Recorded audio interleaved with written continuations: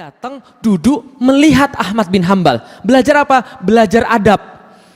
Ulama-ulama berkata, ada orang yang belajar adab 40 tahun. Belajar ilmu cuma 4 tahun. Ada yang belajar adab selama berapa lama? Belajar ilmu cuma sebentar saja. Lah kenapa? Karena kalau adab sudah dikuasai, karakter sudah dikuasai, ilmu gampang. Zaman sekarang banyak orang berilmu, nggak beradab. Paham teman sekalian? Bismillahirrahmanirrahim. Nah, siapa yang menaklukkan Konstantinopel? Ini orangnya, namanya Muhammad II bin Murad, atau yang kita kenal dengan nama Muhammad Al-Fatih. Dan ini gambar dia ketika dia menaklukkan Konstantinopel, dilukis oleh orang Italia namanya Gentile Bellini. Kira-kira umurnya berapa ketika dia menaklukkan Konstantinopel? Dilihat dari gambarnya ini. 40 salah. 17 salah. 17 jenggotan begini. Berapa umurnya? 21 betul, umurnya 21 tahun. Loh kok jenggotnya panjang? Karena dia orang Turki, paham ya? Jadi kalau orang Turki jenggotnya banyak. Umur 17 aja jenggotnya sudah banyak. Kalau orang Cina nggak punya jenggot, jadi jangan banyak tanya lagi, paham ya? Kadang-kadang orang tuh sadis pada saya, Ustadz nggak sunnah, lah kenapa nggak pelihara jenggot? Bukan nggak pelihara, rezeki saya cuma segini, paham sekalian? Ini masih mending karena sudah sering mengaji kan gitu kan gitu. Ustadz pakai obat, Ustadz sudah saya coba, saya olesin obat yang tumbuh bukan di sini malah di sini. Oh enggak itu kan? Itu guyonan aja ya. Oke, masuk pada materi yang paling penting teman-teman sekalian. Muhammad Al-Fatih penakluk Konstantinopel. Lihat baik-baik para pemuda bagaimana dia membentuk diri, bagaimana orang tuanya membentuk dirinya sendiri. Ibu-ibu tolong perhatian bagaimana membentuk anak-anak jadi seseorang yang sangat hebat di dalam Islam. Ini terbukti karena Rasulullah berkata ini penakluk yang terbaik. Lihat, pertama-tama bapaknya sudah memilihkan dia ulama terbaik dari awal.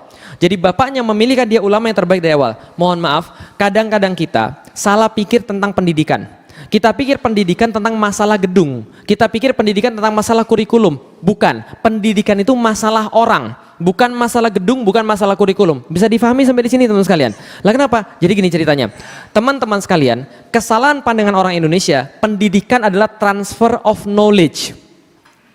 Kalau pendidikan hanya transfer of knowledge, maka Google tahu lebih banyak daripada semua guru Anda. Paham teman sekalian?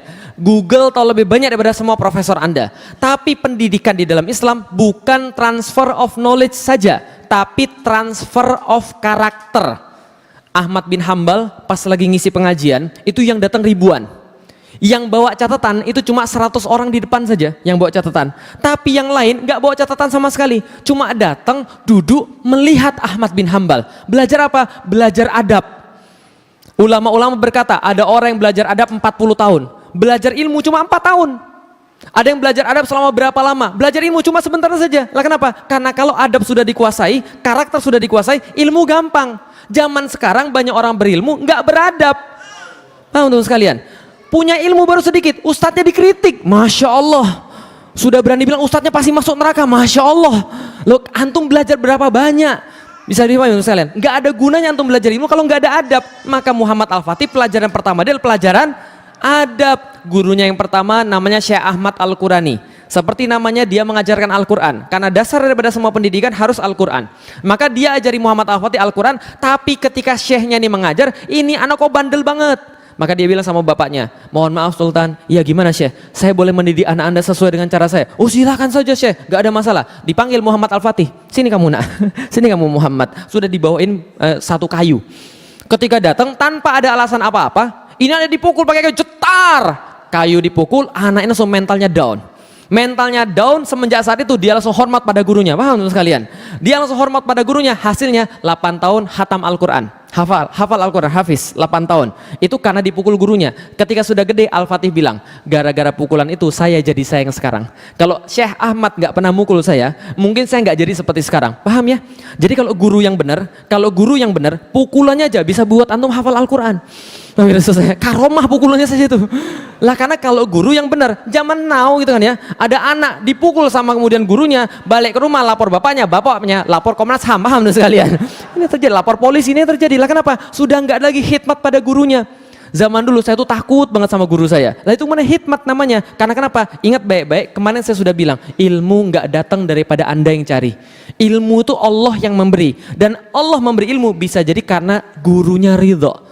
Bisa dipahami teman sekalian, gurunya ridho, antum dapat ilmunya. Makanya di kalangan pesantren itu kadang-kadang murid mijitin gurunya untuk dapat ilmunya. Itu benar. Lah kenapa? Karena adabnya itu loh. Adabnya itu yang menghantarkan dia dapat ilmu. Bisa dipahami teman sekalian. Nah, makanya kemudian yang pertama kali dipelajari Ahmad Al-Qurani.